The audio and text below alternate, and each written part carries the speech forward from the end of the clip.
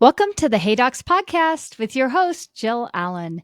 Today, Jake Gullick from Greyfinch, one of our favorite tech brains in the ortho world, is joining us for another episode. If you've ever felt overwhelmed by the pace of software updates and unsure how to make your practice more efficient with automation and AI, this episode is for you.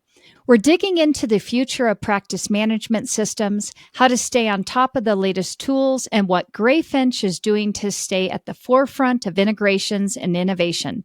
Let's get started. This episode was brought to you by Greyfinch.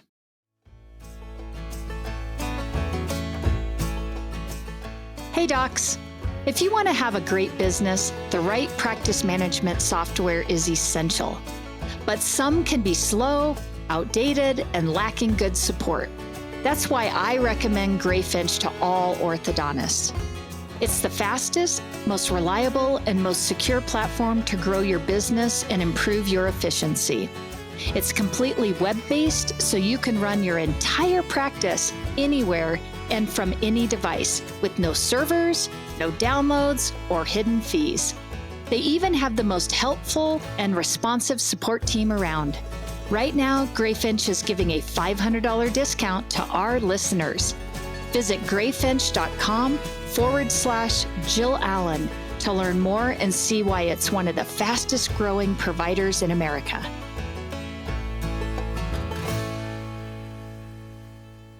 Jake, welcome back to Hey Docs. Thanks for being here today. Absolutely. Thank you so much for having me back. Absolutely. So, in the event somebody has maybe missed the last episode that we did together, would you mind just giving us a quick refresher on your background, who you are, Greyfinch, all that good stuff for us?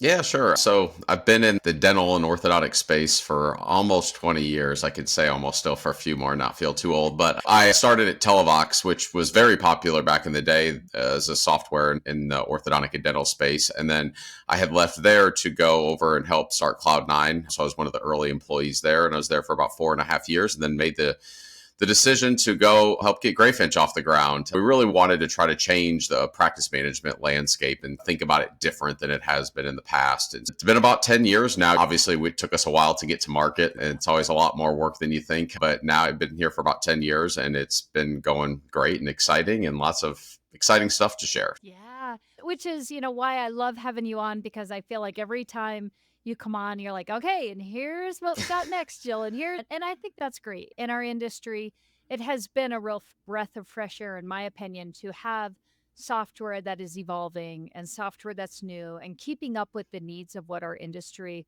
really needs versus saying, nope, this is what we've done and this is as good as it gets, and as it has been with some of the other softwares. Everyone does a good job, but I think it's nice to just have that new, fresh, all right, we hear you, we're moving with you. And I think you guys have done a great job with that.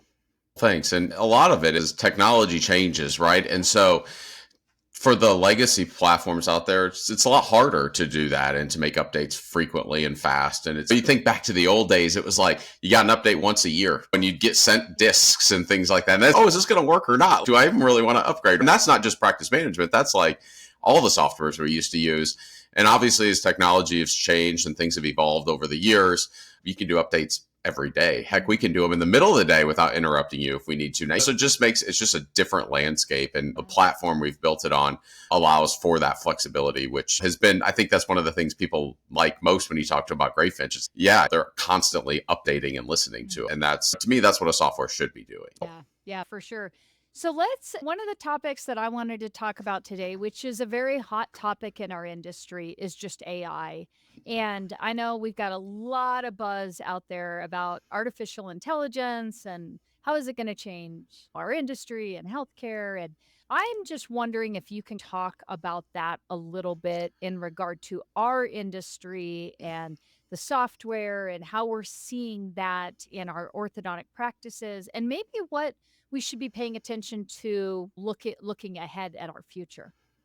Yeah, right now there's some companies doing a great job with it, with the monitoring tools that are available out there and leveraging the AI to monitor teeth movement. So you're already seeing it disrupt a traditional orthodontic case that you maybe used to come into the office X number, however many times, now you cut that in half or even more. You don't have, which is a great thing for the patients, right? As long as they're still getting great care. That's the number one thing in getting their teeth straight. So you're seeing it already enter in that space. And where we're looking at it, so Greyfinch itself is we're like, okay, where can we implement it in? What makes the most sense in a practice management software? We're not some imaging diagnostic company and trying to do any of that or compete in that space, right? But we have so much data about patients and their behaviors and the clinics that we can leverage that type of stuff to start building models around that to help offices be more efficient. And what does that mean? And that's really, to me, is where AI is going to really help practices in the future, is efficiency gains. And it's not that I want to necessarily eliminate positions, but if we can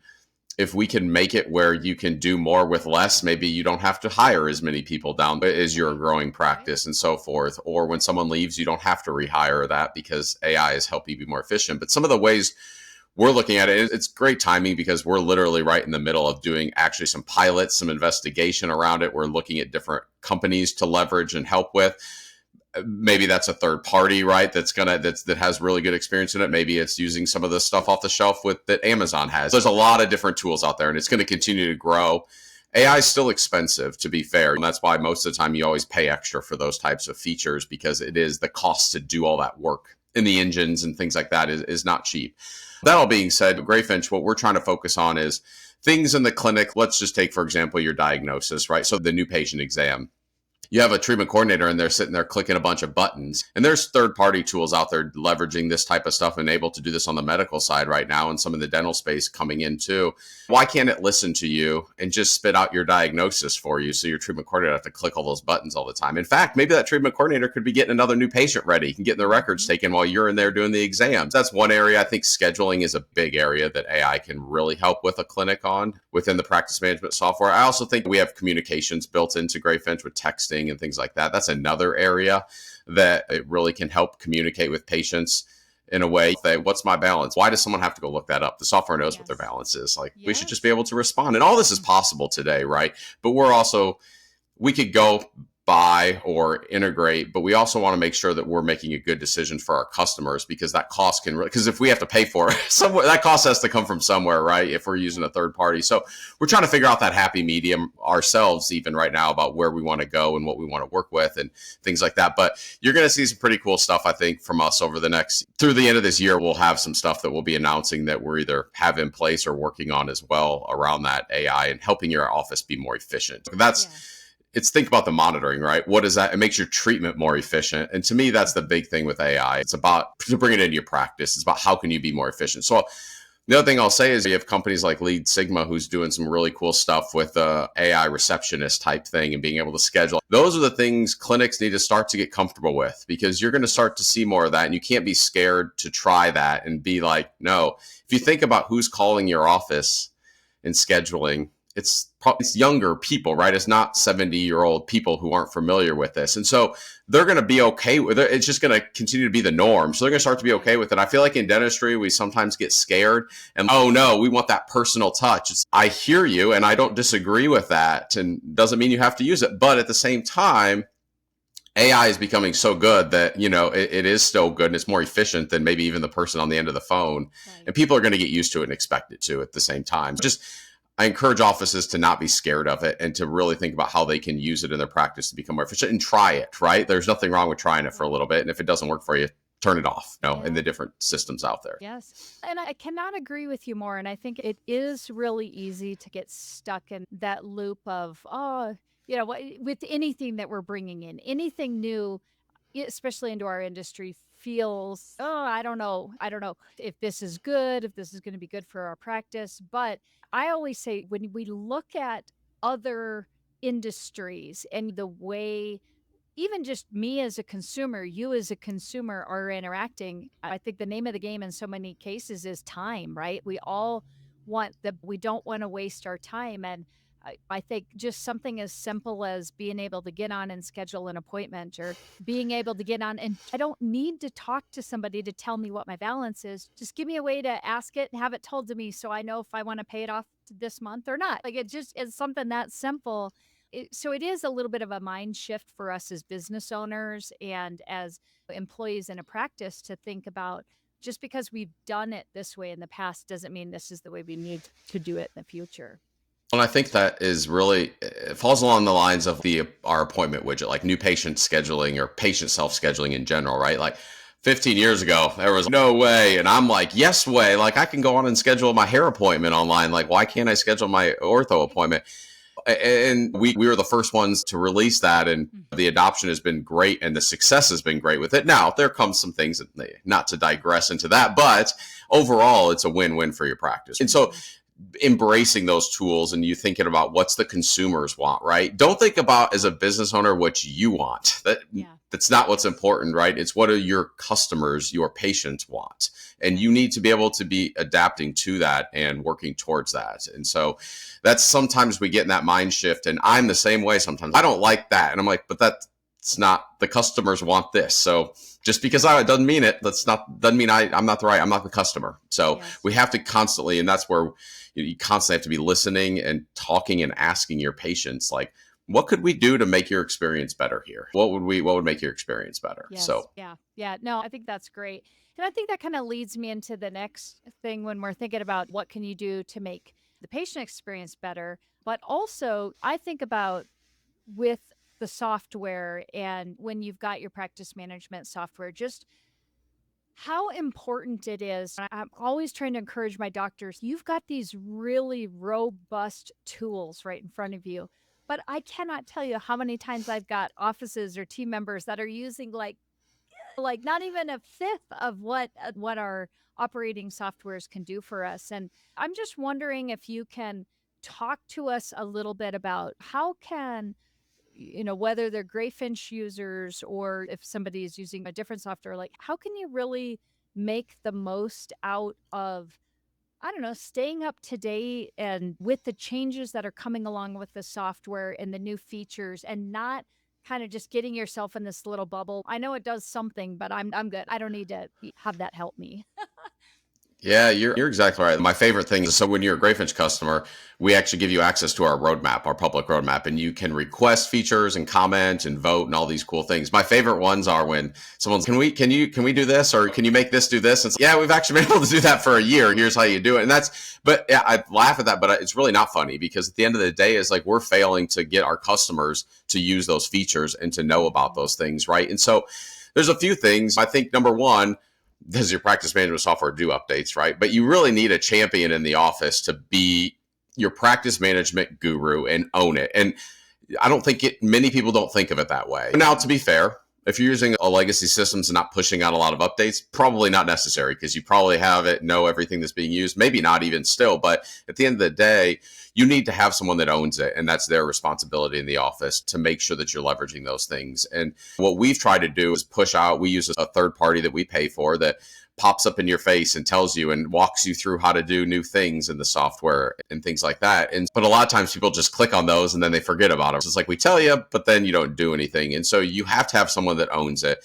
That person, I'm a big believer in time blocking if you are really busy and need that. And, they need to time block their time and spend an hour a month or whatever it is. It's probably enough, at least knowing what's out there, and then time block time to implement that stuff with the practice and think about it. And we're happy to help you. We always have help articles. We have things.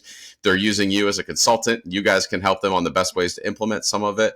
Some of it doesn't need anybody. You just need to go in and do it, because you need to turn it on and set it up for your practice. So it's things like that you really have to have someone in the office that's going to own it. And we're happy to help you. We have good articles and things like that. Same with other softwares. I'm sure they do too. And they'll be happy to help you maximize their features, because you're paying for it, right? And so why not use it? And it's going to it's likely going to be beneficial to your practice by leveraging some of these new features. Right. So yeah, it just comes around having someone that's invested in it. That's their responsibility. And those are the practices we see that have the most success with Greyfinch. I can think of a handful of them off the top of my head that I know have those people, and they are always maximizing Greyfinch to its fullest. Yeah. And I really love this concept that you bring up, because it's a HIPAA compliance. Exactly. Person. Yep. It's just that extra task that is put on somebody in the office where, yes, as an office, we need to be HIPAA compliant, but not all of us need to know everything. We just need to know the important things and make sure that somebody is doing what needs to happen to make sure that we stay compliant. I think it is such a good point that you're bringing up to talk about that this is an additional kind of duty, secondary duty that should be on somebody's plate. And especially when we think about new software, if they're working with Greyfinch, where we have software that is continually changing and evolving, to think that we can just, like you said, in some of the legacy softwares, yeah, you probably haven't seen much change in 10 years. That's a very different feature that, hey, we've got this new component, and if everybody understands how to use it, it just continues to make us better as an office. But you've got to have time to learn it, and then you've got to have time to disseminate the information, and then you've got to have time to implement it. And I think that just goes into planning. And I'm a big block time scheduler as well. We've got to have time to work on the business while you're in the business. I mean, That's you right. just have to have that time. Yep. Yeah. And a perfect example is our new appointment reminders are coming out. Customers wanted a more robust communications platform and ways to communicate. So we built it into our automation hub that we have. And that's going to be really cool because it's going to auto text after no shows with a link to reschedule, like all kinds of cool stuff you're going to be able to do. But if you don't go implement it, it's just going to be status quo. And there's going to be so many benefits to the practice, but you got to make that investment in yourself or in the practice management software, really, to stay on top of it and to learn it. So that's the biggest thing. Because to be fair, we convert a lot of people from the legacy software. And so they're not used to that. They don't have somebody that was their job. And if you're a doctor and you're converting software, whether it be to Greyfinch or something else, I encourage you to appoint that duty to somebody, because you really need to. If you're using a software that's updating frequently, you're just not going to use what you bought. You're not going to use the features if you don't, because we can't turn them on for you always. It's not, but sometimes it needs your setup because your workflow is different. And now, a word from the sponsors who make this podcast possible.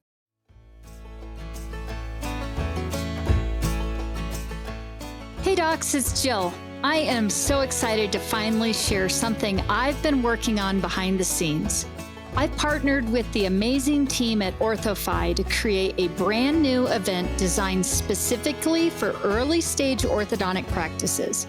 It's called Start to Strength, and it's happening October 23rd through the 25th at the beautiful Gaylord Rockies Resort and Convention Center in Denver, Colorado.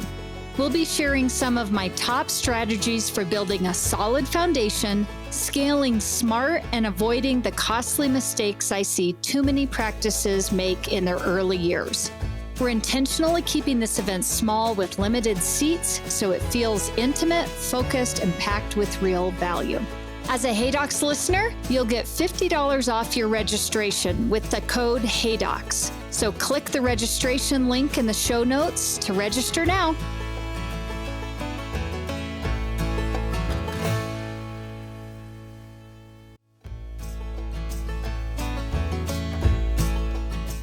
Hey docs, let's talk about Smile Suite, because it's not just another scheduling system. It's a game changer in the world of new patient management. And as a proud Smile Suite partner, I've witnessed the incredible impact it has on practices of all sizes. Smile Suite means your new patient calls and web leads are expertly handled 7 days a week, even during nights and weekends. And they offer top-notch customizable presentation software and seamless post-consultation follow-up. It's like having a secret weapon for your practice's success. Curious? Dive into the revolution at GetSmileSuite.com. And don't forget to mention HeyDocs to unlock some extra goodies. Elevate your practice with Smile Suite, because every smile deserves a suite of excellence. Yeah. And I think, again, such a great point. And you talked about automation a little bit. And I do think, especially with new software and what is just changing so rapidly in our offices, and then with software like yours, I'm wondering if you can just expand on that, because I do think that we could have some docs that are listening that may be on some of these legacy plans, and they may not even really understand what some of this automation could mean or could look like when we're looking at that in a workflow standpoint in an office. Yeah, you have the low hanging fruit of automation of automatic appointment reminders and things like that, right? And most people are using that. Most softwares have that stuff built in. Now, the robustness of it, that's a different. Ours wasn't extremely robust, to be fair, until this recent update that's going to be rolled out here in the next couple of weeks around that. So we're evolving with it as well as we hear things, but making sure that first off, your communication with your patients, that should be as automated as possible. And so follow up messages, things like that you need to do. Patients that are due for an appointment, why are you running a report still and manually texting every single patient or calling them? Come on. You don't have to do that anymore with automation and tools that should be built into your software. Or if you're using the legacy software, to be fair, there's probably third parties out there that you might be using for that, which is great, right? So I think most people understand that concept. But I think where one of the things that really that we haven't done a good job in the orthodontic industry is like building true digital workflows. People talk about that stuff and automating a lot of that stuff, but no one really has that great for a lot of different systems. And partly I don't think it's necessarily anybody's fault. It's the fact that to do that, you need collaboration from a lot of the different companies and vendors out there to do that. And so we've really tried to focus on those types of things as well as we build out Greyfinch. Like, what can we do in Greyfinch that allows third parties to automate their things as well? It's not just about practice management. We automatically send a text message when a credit card or auto draft declines with a link they can just click on and pay. Like, we can build all that stuff, and that's great. But it goes beyond that too. It's like, how are you going to work with third parties? And that's where last time when I was on the call, we talked about open APIs a little bit and what we were doing. And that's where that type of stuff starts to come into play and how we've modeled those things as well. But really, I think offices really need to be thinking about what tools and where are my bottlenecks, right? Take a step back. What takes the most time? Okay, then how can I automate that either with my practice management software or can I use a third party? Is it an integration? What is that? But you got to find out where your bottlenecks are in your workflow first. And I'll be honest, I bet if you asked 9 out of 10 doctors right now, most of them don't know the answer to that because they're not involved in those bottlenecks as much.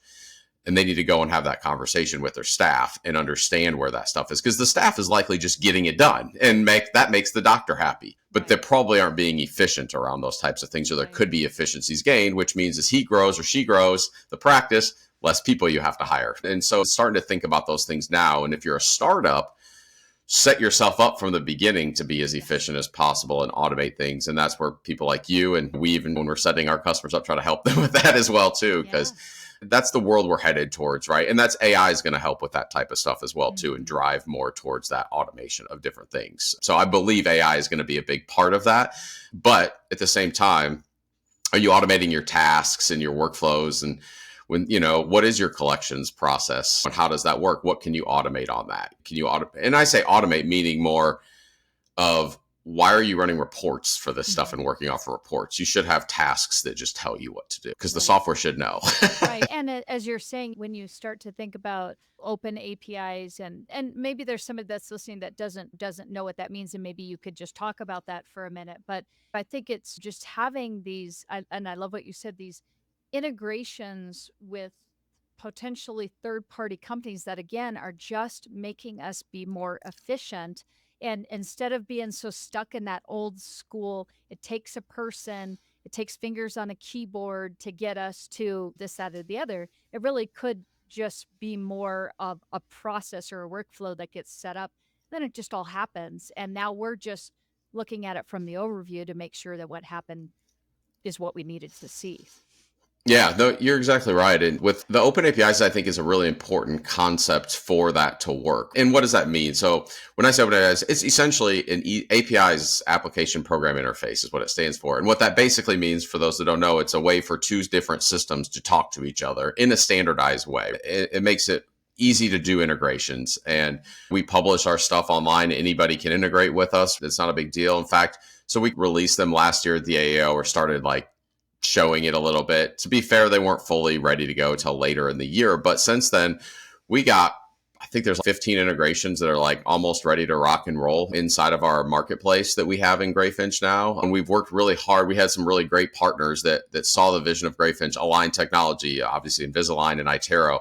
That's getting launched. It's in beta right now with offices, and it's going to automate the workflows. It's going to be awesome for those customers that use those tools. And with our new tasks area that's almost completed as well, we allow them in the future to, as their products change and stuff, they can then create more automations as needed, right, inside of Greyfinch and setting that stuff up. So it's not just about what can you do now, it's about what's available for them as their products and stuff change over the time too, which is where the APIs really come in handy, because that puts less of the work on Greyfinch so we can focus on doing the stuff that we're good at.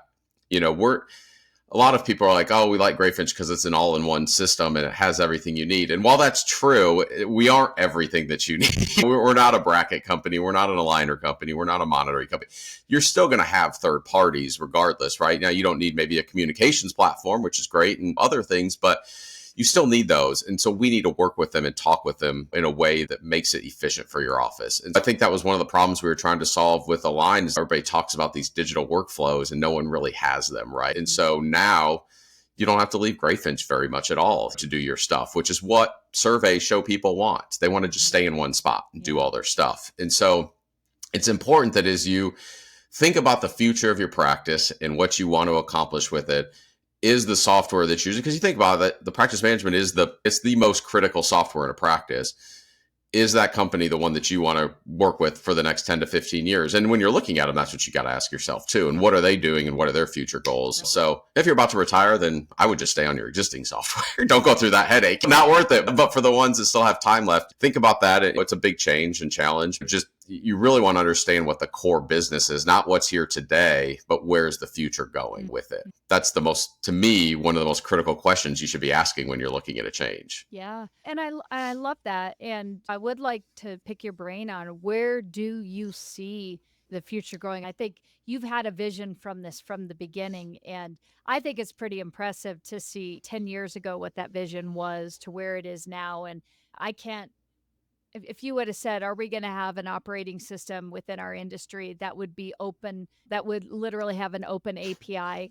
No, absolutely not. You know what I mean? Because it has been so proprietary, I think, in the past. And to think that building an ecosystem where doctors can choose, they can work within the ecosystem that's there, but then they can still choose if they want to work with something that just is the way they want to work with it. And they can integrate that in and have that be the next level of a bubble within their own working ecosystem. I love where your brain is going here and where it has been to where it's going in future. But I'd love to just hear from you.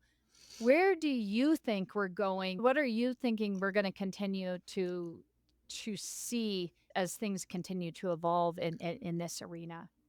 Yeah, I think you're going to see more AI, obviously, is the easy answer to that question. But I think it's more than that, too. I think it's not just about the practice management software, right? And like what that can do. It's about how are the doctors going to be practicing? Mm-hmm. And that's what we need to be looking at, because that's where the practice management software needs to be looking into the future, try to guess 10 years from now where things are, so then we can start working towards those types of things. I still believe monitoring is a big part of that, and we're integrated with all three of the monitoring companies out there. We're the only one that can say that, right? And so we're investing in our technology to make sure that our practices are going to have options in the future. And again, it goes back to what I said before. We're not the end all be all. We can't do everything, right? But if we can build a platform that, I don't want to say it's like the app store, but a marketplace per se, in which we already basically have with these new integrations that are coming online, but a more robust one. And we continue to build on that and have more and more integrations. We're also looking at integrating with third-party tools that that you can integrate with. What we can integrate with one, and we're integrated with 50 different softwares and that way. And so we're looking at that as well too, because at the end of the day, that's what needs to happen. If you truly want to create efficiencies in the practice, the softwares that you use in your office have to talk to each other. And we deal with it at Greyfinch. We use certain things internally because they talk to each other well, or they have really good integrations, and we don't have to do a bunch of extra manual work and things like that. And it's funny because someone sent me something the other day. It's like the top tech companies people want to work for.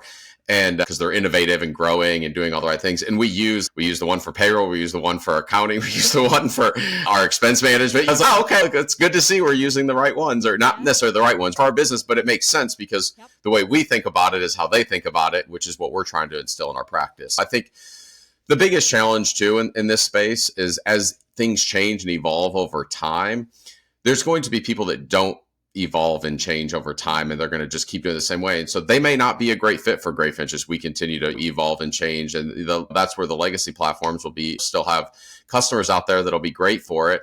But we want to keep changing with the industry and moving in that direction. And so that's, again, goes back to all the things we've talked about with the APIs and just listening to our customers and really trying to see the trends and understand what's going on out there. And honestly, in working with all these companies that we have integrations with, they've been very helpful too, because they have a different perspective on things. Sure. Right? We don't know everything, and we don't know what's going on in those spaces. And so they've shared some great data with us too that helps us continually push things forward and make sure that we're making the right decisions for our customers. Yeah, I think that's great. And again, why I have really appreciated working with you, and I know a lot of my clients going with Greyfinch as well, is just because you guys are just constantly pushing that envelope. And as I tell every client who asks me about it, what do you think, Jill? I'm always like, the one thing I will guarantee you is the Greyfinch that you're signing up with today will not be the Greyfinch a year from now, and will not be the same Greyfinch 2 years from now, because that is what I tend to see. What I am seeing is you guys are just, it's not enough to be like, okay, we got it all developed out, now we're good. I think that was the way it used to be in software. Instead, it's like, all right, now what can we do? What's the next thing that we can bring on, that we can integrate, that we can move it forward with? Yep. And the important thing is not always looking at the big picture. That's important, but not developing for just the big picture, right? We try to also do the small things that people want. A great example of that is the call the doctor feature, right? So when I was at Cloud9, I did everything there, from training to sales to what I didn't develop, but a lot of different jobs. And so I was in a lot of different offices and heard a lot of different feedback. And it's not just Cloud9, but like Dolphin, a lot of them do it. They blink when you're doing the call the doctor. And I had a lot of people complain about that because they didn't, it's like, it's just too much, right? That hurts me. Our head of product, who does a great job of staying on top of the customer requests and our roadmap tool and all that stuff, there had been some requests to have the blinking thing. Because if people had that, right, and switched to Greyfinch and it went away and they really liked it, then that was something they wanted. Yep. And I was like, a lot of people don't like that. So what we did was we actually did a little test, and we actually made it blink and did a little survey with our tool that we use to get feedback on it. And it was about 50-50 on whether people liked it and didn't like it. So we're going to make it just a setting now that if you want it to blink, you can turn it on. And if not, little things like that seem so minuscule, but little things that make them happier using the software are so important to do, and keep doing those little small things too. So we try to do a balance of that. And you're right, I always laugh when a new grad or a startup, whatever, is looking at our software like, oh, we're not opening for a year and a half. And I'm like, we can show you the software, but it's pointless because it's going to be completely different when you look at this again in 6 months. But anyways, but that's a good problem to have, I guess you could say. Absolutely. As we start to wrap up here today, I'm just, any other bits of wisdom, anything that we need to be thinking about when docs are thinking about software, that if you're like, Jill, we didn't talk about this, but I absolutely think we should, I need to just leave this little bit of wisdom before we sign off here. To be honest, I think the most important thing, if you're looking at practice management software, is to take a step back and say, what are the top 10 things that are most important to me and that I cannot live and run my practice without? Because at the end of the day, we're all a little bit different. We all have some features that you have to be okay with not having everything that your old software had, to be fair. And it doesn't mean that your new software you pick won't eventually have it or whatever, but there could be reasons why, but you have to be okay with that kind of stuff. And so I always encourage our sales reps to have those conversations with the customers and make sure that they're not missing anything. Because the last thing you as a practice wants to do to switch softwares, or we want, quite frankly, is to have you not be happy with Greyfinch for some reason. Like that just, it doesn't, no one wins in those situations. So we're not trying to sell it to somebody that is not going to, we don't want to. I'd prefer us just to tell people it's not a good fit and let's reconnect later and with those things that are important to you. So to me, it's because, to be fair, we've seen that happen. We didn't know that was so important to you that it was a deal breaker. You know what I mean? Because it was never told to us. And so there is responsibility on the practice to own that as well, too. Now, granted, whoever you're talking to should be asking you those questions, and because they should want that. But at the end of the day, you're making the decision. And so you want to make sure you're 100% confident it's going to be a good fit for your practice. And we don't see it too often. It's orthodontics, right? You wouldn't think there's so many different ways to practice, but I can assure you, after as long as I've been in this industry, everybody's a little bit different and has a little bit something that they want or need. And so It's really just making sure you do your research well, because this is a thing you don't want to have to go through very often in switching software. So it's a benefit for both companies if you do that, to be fair. That's a great little piece of advice. I love that, especially if you have been working with another software, if you aren't a new doc coming in, but if you have, like, what are the key things that, now there could be different. It could be different, does the same thing, but done differently. And that's a little bit different than I just need to learn a different way to do it. But I think that's really great advice. And if you're a startup doc and you're looking at it and maybe you've just had some basic exposure, depending upon schools or different associateship jobs that you've been working in, then maybe what are features that you have really liked about the software that you have been working in, and then making a list of that to then determine, is something like that in the new software? If you're looking at Greyfinch, is it there? Yeah, you're right. A lot of people don't think about this, but you do once we come in and do your training, and it's, oh, we used to do it this way in this software. How do we do it now? You build so many processes in your office around your practice management software and its capabilities, for better or for worse. And so you have to think about those things and understand, okay, is this how we're going to do it? How are we going to do it now? And have those conversations with the staff and talk about those things. It's work. It's an investment in time to think about that stuff and to do it, but you're going to be much happier then with your decision. Or when you do switch, you already have a plan on how this is going to work. And our team will help you along the ways with those things if you have questions, but bring those up during the sales process. And then once you're good, implementation can help as well with that. And then of course you'll have trainers too that'll be able to walk you through that stuff. Yeah. Yeah, that's great. Jake, if somebody wants to get a hold of you, wants to schedule a demo, wants to find out more about Greyfinch, what's going to be the best way that they can do that? Yeah, honestly, we try to make it easy. You can go to our website, which is greyfinch.com, either the A or the E. We have both of the domains, but it's really the E is the right one, but it's spelled out Greyfinch. But you can go there and you can honestly just schedule right online. Of course, you can call us too. It's funny because back when I was at Cloud9, we got calls quite a bit from prospects, people interested. It happens now, and that's great, but it's just so few and far between compared to what it was, because people are going online and they just schedule the demo because it's super easy and they can match their schedule just like your patients want to do, right? So you try to make it easy. So, greyfinch.com, there's a big schedule demo button. And if you're not ready to do that, you can make a note and just set up a phone call or give us a call, and we'll be happy to talk to you as well too. Or sales@greyfinch.com will also get to us as well if you just want to shoot us an email and have a phone call, because we understand not everybody maybe wants to do a full-fledged demo right away. Yeah, sure. Great. This has once again been fabulous. I always love having you on and picking your brain about what's new, what's coming. And I'm just so happy to see what you are doing in the software space with Greyfinch. I see it over and over again, how it's just really meeting the needs of our industry, and especially our younger docs that are getting out there and getting going, and they're just like, this is great. It does this. It's really a good thing. So thanks for all the hard work you've been doing in this space.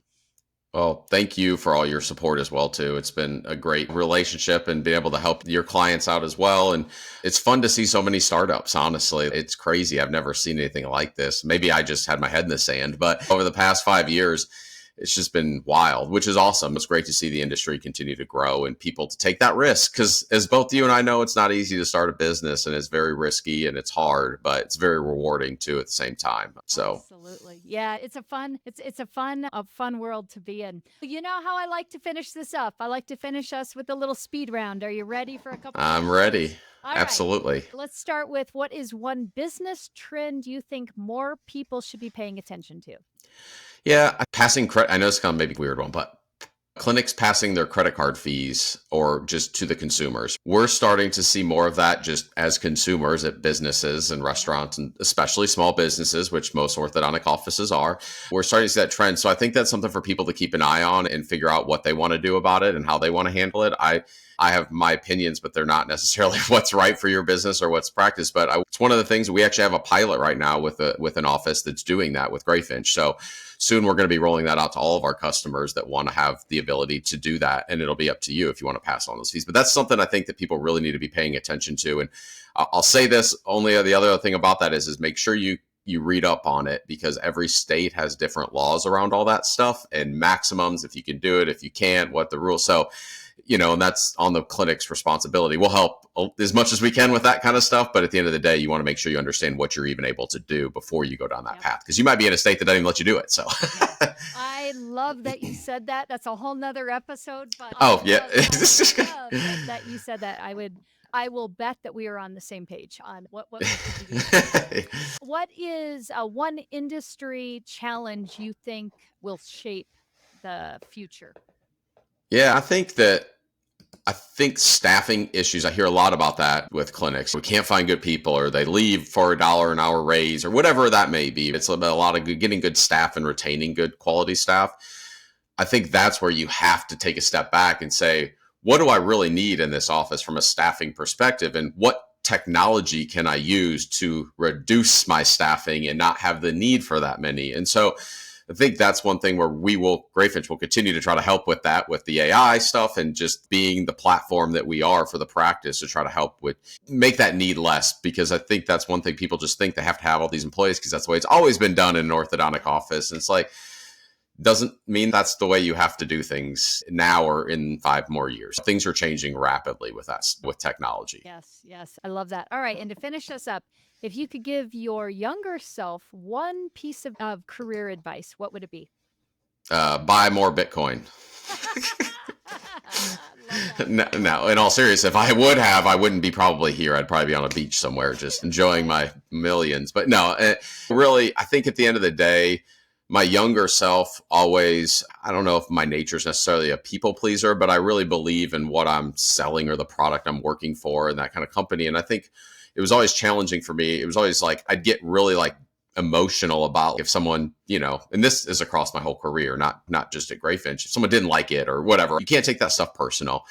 They're making a decision that's best for their practice. I didn't make this saying. We have someone at Greyfinch that likes to say that they're not against you, they're for themselves. And that rings so true with all this stuff. And you can't take it personal. You got to just keep focused and do the right things. And not everybody's going to you're never going to have 100% satisfaction with everything that you try your best, but it's just not going to happen. And if I would have learned that earlier, I think it would have saved me a lot of just Sleepless nights. Yes, that's right. A lot of sleepless nights worrying about stuff or thinking about things. But you do need to learn from those experiences 100%, but you can't let them go farther than that. Sage advice there. Thanks again for being on Hey Docs. It's always great. I love seeing what you're doing, and you guys are definitely have been on to something for a while now, and it's really exciting to see. So thank you. Thank you, Joe. I appreciate it too. And thanks for having me on again, and happy to join anytime. So Thanks so much. All right. See ya. Bye.